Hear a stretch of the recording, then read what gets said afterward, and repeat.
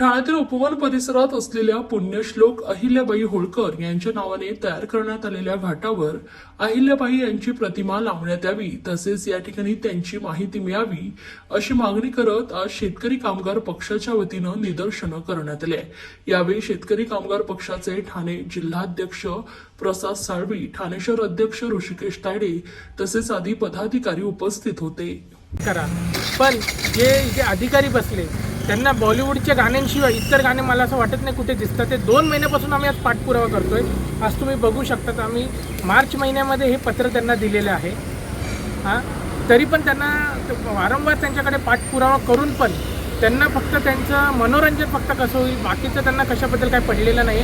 मराठी भाषेचं आज महाराष्ट्रात मराठी भाषा हे त्यांना हे माहिती आहे की बाबा, तरी पण त्यांना या मराठीच्या याच्याबद्दल काही पडलेलं नाही। याचं आम्हाला खंत वाटतं की 2 महिन्यापासून पाठपुरावा करून पण हे जर करत नाही तर मला असं वाटतंय त्यांना काही या मराठी भाषेबद्दल आणि मराठी माणसाबद्दल काही पडलेलं नाही। फक्त नावापुरतं या घाटाला महाराणी अहिल्यादेवी होळकरांचं नाव दिलं आहे, फक्त राजकारण करायसाठी नाव दिलं आहे। बाकी त्यांच्या मनामध्ये काही त्यांच्याबद्दल आदर नाही। तुम्ही बघू शकता आतमध्ये कुठल्याही प्रकारचं त्यांचं कसलं त्यांनी इतिहास लावलेला नाही।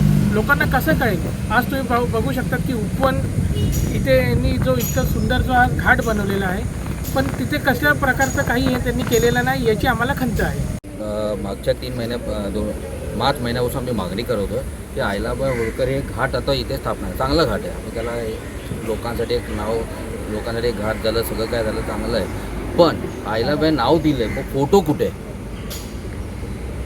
तुम्ही फोटो बघायला गेले तर 2 नेत्यांचे फोटो, यांना कोण विचारतं त्या नेत्यांना? ते का अहिल्याबाई होळकरपेक्षा मोठे आहेत का?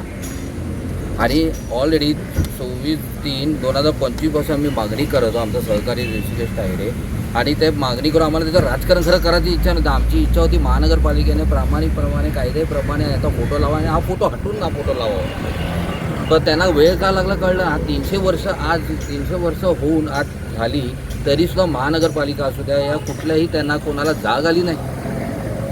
आणि एवढा मोठा घात असताना सगळं काय तुम्ही, आमची तर खरी मनाची इच्छा होती की अहिल्याबाई होळकरांचा मोठा इतिहास आहे या देशाला, त्यांनी मंदिरं बांधली आहे, मोगलांनी हे सगळं काही करून त्यांनी मंदिर उभं केलं, त्यांनी एक राज्य केलं, राज्यकर्ता कशा होत्या त्यांनी एक इतिहास दाखवलेला आहे। हा सगळा एवढा मोठा इतिहास अहिल्याबाई होळकरांचा असूनसुद्धा अशा इतिहास आहे कुठे?